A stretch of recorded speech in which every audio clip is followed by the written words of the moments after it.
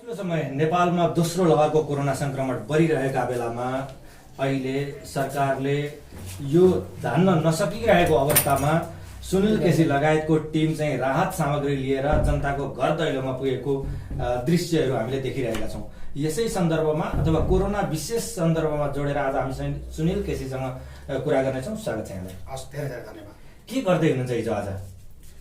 हिजो आज त पहिला लगभग कोरोनामा जे गरिएको थियो अहिले पनि लगभग त्यही गरिएको छ, तर पहिलाको र अहिलेकोमा चाहिँ अलिकति फरक छ। पहिलाको कोरोनामाथि जुन चाहिँ लकडाउन भएको थियो त्यो समयमाथि खानाको राहत सामग्रीको फोन आउने, त्यसपछि पिपीको मास्कको यस्तो फोन आउने गर्थ्यो।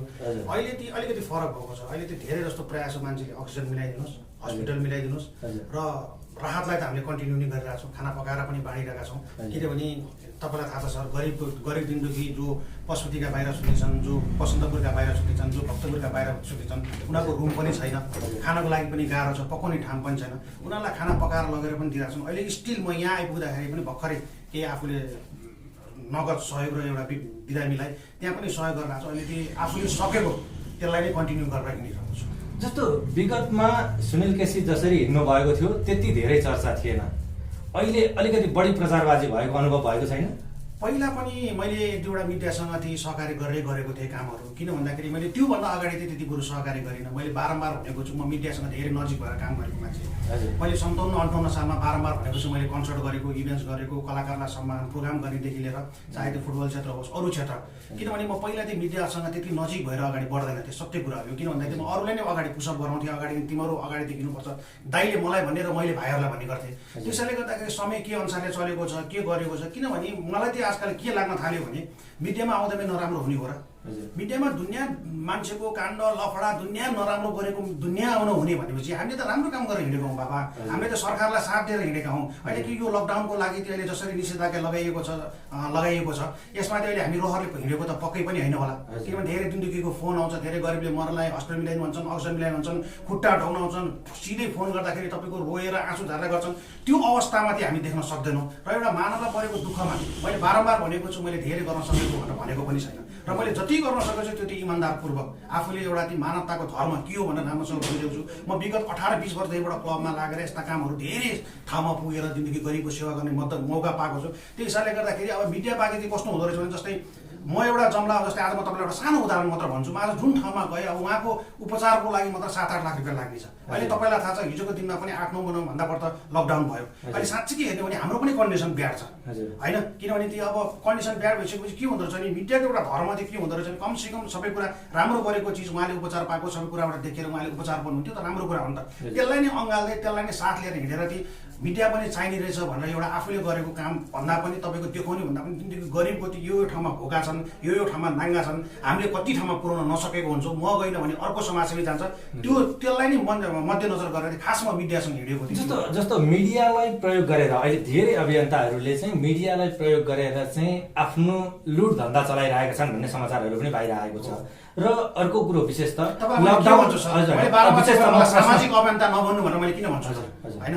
किनभने यो कुरामा धेरैचोटि दाग लाग्न थाल्यो। मैले तपाईँलाई नडाडिकन भन्नुपर्दाखेरि यसले एउटा तपाईँले मलाई अब आम हेर्ने मान्छेले के सोच्नु होला त्यो आफ्नो ठाउँमा छ मूल्याङ्कन। मैले आजभन्दा 4-5 वर्ष अगाडि सामाजिक अभियन्ता भनेर काठमाडौँमा सुनेको पनि थिइनँ। जबकि म 18-20 वर्ष क्लबमा लागेँ, तपाईँको हरेक क्षेत्रको क्लबहरूमा म आबद्ध भएर काम गरेको छु। मसँग त्यो रेकर्ड र प्रुफ छ। किनभने म त्यत्तिकै बोलिरहने मान्छे होइन, म काममा विश्वास राख्ने मान्छे। यो सामाजिक अभियन्ता कहाँबाट होला? राम्रो काम गरिन्छ, राम्रो काम गर्नेलाई तपाईँहरूले पनि तपाईँको मिडियाबाट राम्रोसँग अगाडि बढाइरहनु भएको छ, हामीले पनि सपोर्ट साथ दिइरहेको छौँ जतिसक्यौँ।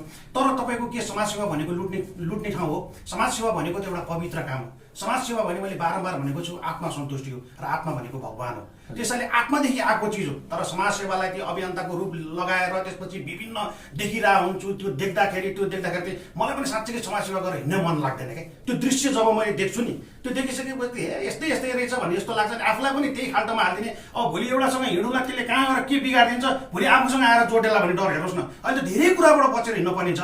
त्यो हिसाबले गर्दा त्यो बरु आफ्नो पुरानो साथीहरू को छन् त्यो टिम बरु छान्ने। अहिले त मान्छे चिन्नको लागि पनि गाह्रो हुने भयो। जस्तो सहयोगी मनहरू जुन थिए नि तिनीहरूले के भन्न थालेका छन् भने पछिल्लो समय जब अप्ठ्यारो पर्छ, देशमा भूकम्प आउँछ अथवा कोरोना लाग्छ अथवा नाकाबन्दी हुन्छ, विशेष त नेपालमा भइरहेका घटनाहरू यही छन्।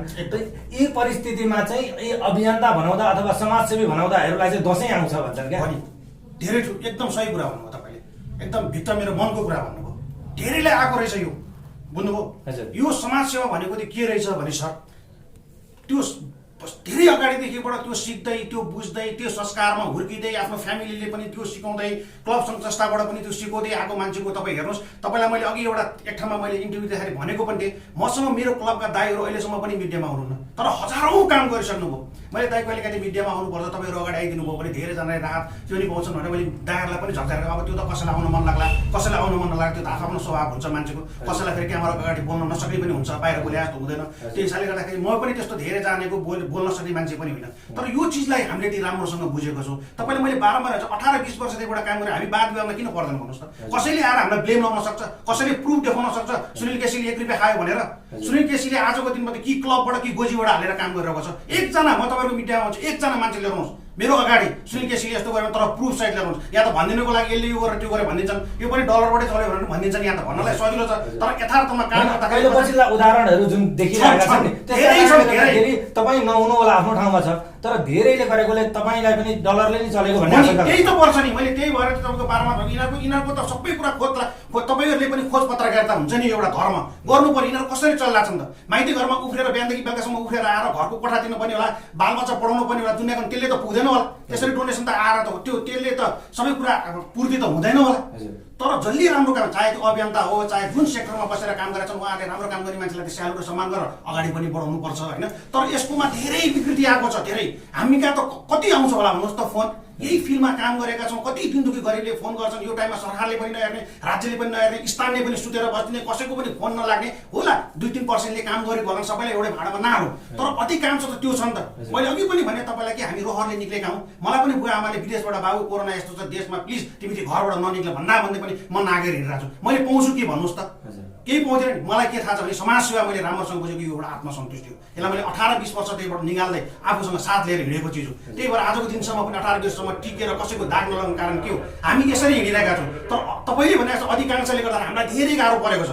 हामीलाई पनि भन्छन् मान्छेले यो खालि यो देखाउने हिँडेर होला, यो त्यो भन्दा अगाडि तपाईँलाई नेपाली समाज त थाहा छ, अगाडि त ठिक्क बोलिदिने, पछाडि गएपछि त हामीलाई पनि त्यो भन्छन्। त्यो त राम्रो छ। त्यही समाजसेवाको नाममा चाहिँ एउटा सिलिन्डर, अक्सिजन सिलिन्डर जुन अभाव छ, त्यो व्यवहार गरेको समाजसेवीले पनि पाइयो। त्यो त अक्सिजन भयो, तपाईँको दिनदुखी गरिबलाई मर्न लागेको पैसालाई तपाईँको पठाइदिएको चामल 2-4 बोरा पुऱ्याइदिने, 2-3 बोरा खाइदिने, कुनै पुऱ्याउँदै नपुऱ्याइदिने। म त तपाईँको मिडियाबाट आम के पनि भन्न चाहन्छु नि, जसले विदेशबाट सहयोग गर्नुहुन्छ कि मिडियाको हातमा पठाइदिनुहोस्, उहाँहरूले भिडियो दिनुहुन्छ कि तपाईँको त्यो सम्बन्धित पीडित को छ उहाँको फोन नम्बर लिएर उहाँको खातामा हालिदिनुहोस्। त्यो पनि सक्नुहुन्न भने अहिले त पहिलाको जस्तो जमाना त होइन। मलाई कसैले लगेर पैसा दियो भने मलाई कसैले पैसा दियो, त्यो मैले लगेर पैसा दिन सक्दिनँ भने कुन ठुलो कुरो हो? तर जो पीडित हुनुहुन्छ त्यहीँ लगिदिनुहोस्। उताबाट बिचरा दुःख गरेर खाइ नखाइ गरेर पैसा पठाइनुहुन्छ, बिचमा एउटा मान्छे हुन्छ उसले लगेर भनेको जस्तो पुरानो वाद विवाद आउने, तपाईँको मिडियामा झगडा पर्ने, दुनियाँ लफडा त दुनियाँ देखिरहेको छ नि। त्यो हिसाबले गर्दाखेरि राम्रो काम गर्ने मान्छेको पनि यहाँ भ्यालु छैन क्या, बुझ्नु भएन? रविलामसालाई हेर्नुहोस् जस्तो काम गरिरहनु भएको छ अहिले, तपाईँको त्यो त्यसरी त्यो जयमती अस्पतालमा दुनियाँ काम गरेर कोरोनासँग पीडित भएर कमसेकम कसैको उपचार त गर्न लाग्नु भएको छ नि। सरकार सुतेर बसेको गर्दाखेरि 560 वटा सिलिन्डर आज गरिब राष्ट्रबाट पठाएको होइन भन्नुहोस् त, त्यसरी पठाइरहेको छ। अनि त्यो हिसाबले गर्दाखेरि हामीले त्यो आम सहयोगी मनहरूलाई पनि तपाईँको त्यो भ्रम पारिरहेको छौँ क्या।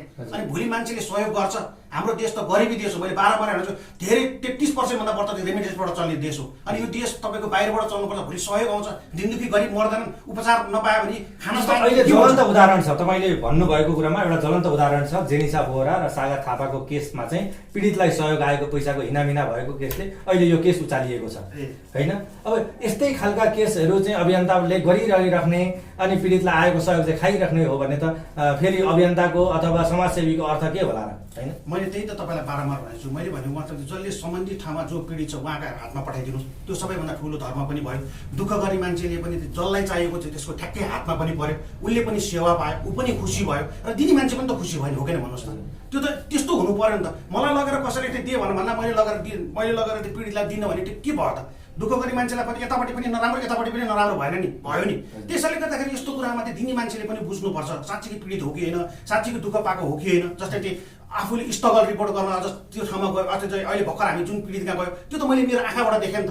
मैले मेरो आँखाबाट देखिसकेपछि मैले आफूले सकेको सहयोग गर्न पाएँ। किन साँच्चै पीडित हो भने मैले देख्न पाएँ नि त। अब मैले अरूको माध्यममा पठाइन थालेपछि भने त्यो सहयोग पुग्ला नपुग्ला कुनै ठाउँमा पुगे पनि समाजसेवी अथवा तपाईँहरूले जुन सहयोग गर्दै हुनुहुन्छ त्यसमा दाग नलागेको होस्, हामी शुभकामना पनि व्यक्त गर्छौँ। तर जनताले अथवा जसले राहत पठाउँछन् अथवा अन्य हेर्ने जनताले जसले पठाउँदैनन् मनबाट सहयोग गरिरहेका छन्, उनीहरूले के भन्छन् भने नि 1500 बोराको चामल किन्ने, अनि बिल चाहिँ 2500 को बनाउने, अनि त्यसबाट घोप्ला गर्ने, अनि त्यसपछि समाजसेवी हौँ भनेर हिँड्दै जाने, ठुलो पल्टिने, मिडियामा आउने, मिडियाबाजी गर्ने खालका तपाईँहरू त्यस्तो प्रवृत्तिको व्यक्तिहरू हो भनेर आरोप पनि लगाउँछन् क्या। यो त एउटा कुरा कस्तो भने त्यो अब गरिएको छ। हाम्रो कुरा फेरि देश कस्तो छ भने तपाईँको एउटा कुरा हामी कहाँ पोजिटिभ भन्दा नेगेटिभ कुरा चाँडै खेल्छ। नम्बर 1, साँच्चै काम गरेको को छैन त्यसको बारेमा त आफूले पनि त दिने मान्छेले पनि त अध्ययन गर्नु पर्यो नि त।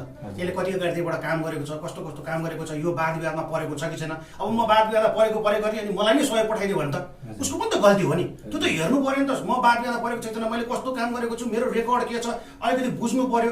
अलिकति पैसा दिनको लागि जस्तै मलाई कसैले पठाइदियो भने मेरो रेकर्ड त बुझ्नु पर्यो नि त। त्यो त उहाँहरूको पनि गल्ती। मैले त जे पनि भनिदिन्छु नि मेरो लागि त। म ठिक हुनको लागि त आफूले आफूलाई त जहिले पनि राम्रो भन्छ नि भन्दैन र। त्यो हिसाबले गर्दाखेरि त पहिला सम्बन्धित मान्छे जो मान्छेले पहिला त्यहाँबाट पठाउने मान्छे छ त्यो मान्छेले चाहिँ पहिला बुझ्नु पर्यो के सुनिल केसी कस्तो मान्छे हो अथवा एबीसीडी जो मान्छेलाई पठाउन लाग्छ त्यो मान्छे चाहिँ कस्तो हो भनेर भन्नु पर्यो।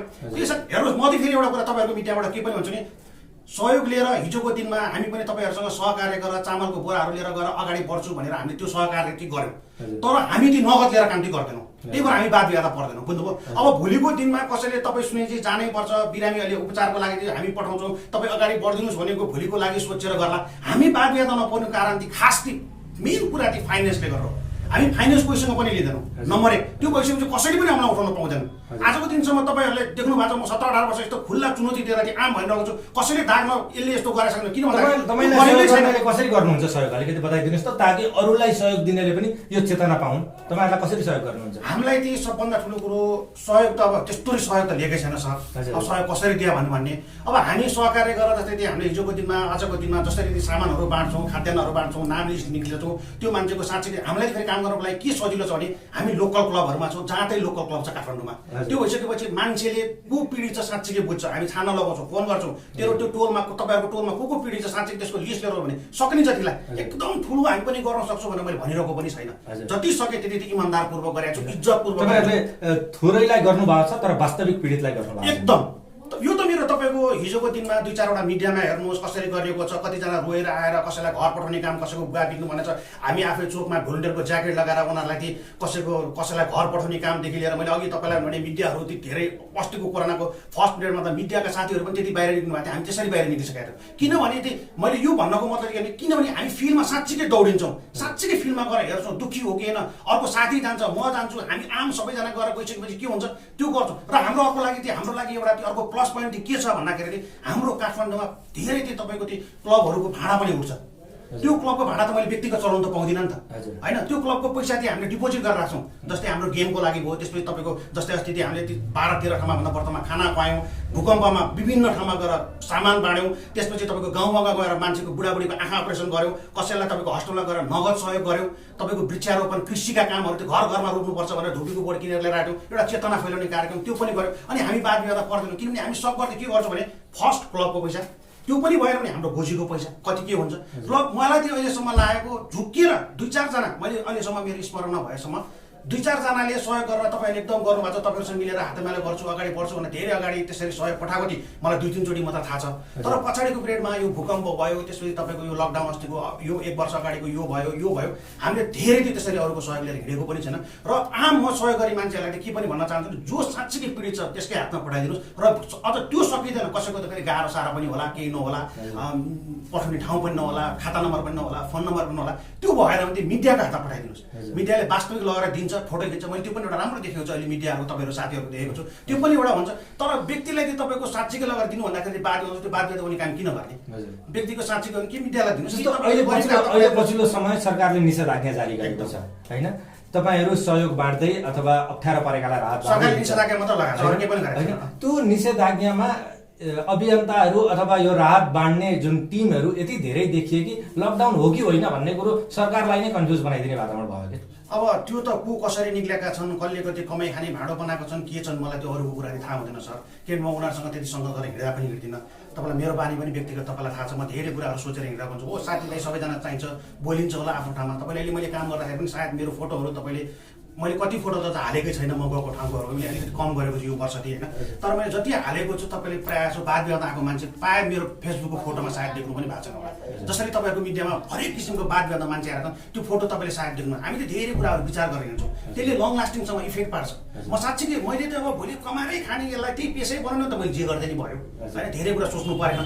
तर यसमा चाहिँ आफ्नो इज्जत छ, बुवाआमाले पनि त्यही सिकायो, क्लब संस्थाले पनि त्यही सिकायो, आफ्नो हरेक परिवारले त्यो सिकायो, त्यसलाई हामी त्यो दिमागमा लिएर हिँड्छौँ। कोसँग हिँड्ने, कसरी सङ्गत गर्ने, कसरी अगाडि बढ्ने, कसरी समाजसेवा गर्न जाने, बरु एक्लै जाने सकिँदैन भने अरू साथीहरू कोही पनि छैनन् भने जाने। अस्ति मेरो 2-4जना साथीहरू 2-3जनालाई कोरोना पनि लाग्यो, कोरोना लाग्यो भनेर त्यो 2जना लाग्यो, अब एकजना बिरामी हुन्छ, उहाँ उसको आज चेक गरेको पोजिटिभ आएको छैन, बेलुकासम्म पोजिटिभ हुन्छ कि नेगेटिभ हुन्छ सबप्रति हामी क्लब किन भन्दाखेरि त्यो मलाई उसको बानी थाहा छ, उसको मलाई बानी थाहा छ। त्यसैले हामी त बच्चादेखिको सङ्गत छ, उसले नराम्रो गर्दैन भन्ने पनि थाहा छ, मैले नराम्रो गर्छन्। हामीले त्यसरी हरेक कुराहरू बुझेर अगाडि बढ्छौँ। अब यहाँ त तपाईँको समाजसेवालाई कमाइ खाने भाँडो बनाएको छ, यस्तो पवित्र कामलाई पनि तपाईँको अपवित्र बनाएको छ, त्यो त अब भनेर साध्यै छैन नि। यसलाई त तपाईँको एउटा कमाइ खाने भाँडो बनाएको छ क्या। जस्तो समाजसेवी अथवा अभियन्तालाई चाहिँ सहयोग गर्नुपूर्वक त्यो सहयोगी मनले चाहिँ विचार गर्नुपर्ने एकदम ठुलो यो यसले गरेर वाद विवाद आइरहेको छ। हेर्नुहोस् त त्यो अहिले विदेशमा मान्छे काम गरेर पठाउने मान्छेले कति हाडछाला खोटेर पैसा कमाएर पठाएको हो नि, होइन भन्नुहोस् त। त्यहाँ त्यतिकै रूपमा फल्ने त पक्कै पनि होइन होला नि। हाम्रो देशको गरिब जनताहरू त्यहाँ सरकारले हेरेको छैन, राज्यले हेरेको छैन, स्थानीयले हेरेको छैन, प्रदेशले हेरेको छैन। यति अवस्था छ, हामी चुप्लाएर बस्नु। खाडी मुलुकबाट 560वटा सिलिन्डर भर्खर पठाएको होइन ग्यास सहित, भन्नुहोस् त। उनीहरूको अहिले साँच्चै हेर्नु भने घरमा तपाईँको त्यति राम्रोसँग पैसा पठाउन सकेका छन्, तर देशको लागि स्वाभिमानी मन भएको मानिसहरू पनि त छन् नि। यदि साँच्चै सर मैले तपाईँलाई ढाँटो किन कोही नराम्रो गरे म त्यतातिर जान्न, तर साँच्चै राम्रो गर्ने मान्छेले यदि तपाईँको समाजसेवी देश विदेशबाट सहयोग यदि साँच्चै किन गर्ने, यहाँ नेपाली जनता भोक भोकै मर्छ बुझ्नुभयो, त्यो अवस्था आइसक्यो। त्यो त म फिल्डमा काम गरेको छु, म घमण्ड साथ भन्छु, मैले यसमा 17-18 वर्ष बिताएको छु। तपाईँले मलाई धेरै कुरा सोध्नुहोस्, मलाई थाहा नहुन सक्छ, तर यो फिल्डमाथि म घमण्ड गरेर भन्छु। कोही आएर मसँग अगाडि बसेर फेस टु फेस कुरा गर्न सक्दैन, तैँले कहाँ गरिस्, कसरी गरिस्, के गरिस्, कति वर्षदेखि चाहिँ म एक-एकवटा प्रुफ दिन सक्छु। म त्यसरी काम गरिरहेको मान्छे, यो बारेमा त मैले धेरै अध्ययन गरेको छु, होमवर्क गरेको छु, पढेको छु, साँच्चीकै गएर दुःखीसँग गएर भिजेको छु, उनीहरूको कुरा सुनेको छु, सहयोग गरेको छु। मैले व्यक्तिगत गरेँ, क्लबले गर्यो, मेरो दाइहरूले गर्नुभयो। हामी त्यसैलाई यसको बारेमा हामीलाई जति राम्रोसँग कसैलाई थाहा होला र त्यो हिसाबले गर्दाखेरि चाहिँ अब 2-4जनाले नराम्रो, 5-10जनाले नराम्रो गरेर त अधिकांश मान्छेले त राम्रो गरेर पनि देश दुःखी जनतालाई कसरी पशुपतिमा भात खुवाइरहेछन्, कसरी तपाईँहरूको युट्युबरका साथीहरूले बालाजुमा राखेर खाना खानिरहनु भएको छ, राम्रो कुरा पनि छ नि त। त्यसैले गर्दाखेरि त साँच्चै सामाजिक अभियन्ता, समाजसेवी अथवा कोही पनि ननिक्लिनु हो नि त। जिन्दगी गरिब भुलदेखिबाट यहाँ रोग लिएर भोकले मर्छन्, त्यो काम गर्न थाल्नुपर्छ। त्यस्तो अवस्था आइसक्यो। त्यति फोन आउँछ तपाईँको तल्लो वर्गको मात्र होइन, अहिले घर हुने मान्छेको, तपाईँको मिडियम वर्गको सुनिलजी यार अरूले त फोटो खिच्दा रहेछन्, के गर्दा रहेछन्, हाम्रो त्यो फोटो नखिचिदिनु होला। हामी पनि यो अवस्थामा आयौँ, किनभने 7-8 महिना हिजो पनि कोरोना लाग्यो, बिचमा ग्याप भयो। अहिले हाम्रो पनि अवस्था नाजुक छ, हामीसँग चामल छैन, प्लिज मलाई त्यो पठाइदिनु होला, तर मेरो नाम चाहिँ कतै पनि नलिदिनु भने त्यस्तो फोन पनि आउनु थाल्छ। अहिले तल्लो वर्ग मात्र हो र त्योभन्दा माथिको वर्ग पनि सुत्न थालिसक्यो। त्यो हिसाबले गर्दाखेरि चाहिँ यहाँ अब राम्रो काम गरेर अगाडि बढाउने देश विदेशबाट सहयोग हुन्छन्। तपाईँले भने जस्तो त्यो साँच्चीकै पीडित मान्छेलाई चाहिँ उहाँहरूको सम्बन्धित हातमा पठाइदिनुहोस् कि मिडियामा 2 हात जोडेर, किनभने उनीहरूले गर्दाखेरि हामी पनि बदनाम भइरहेछौँ।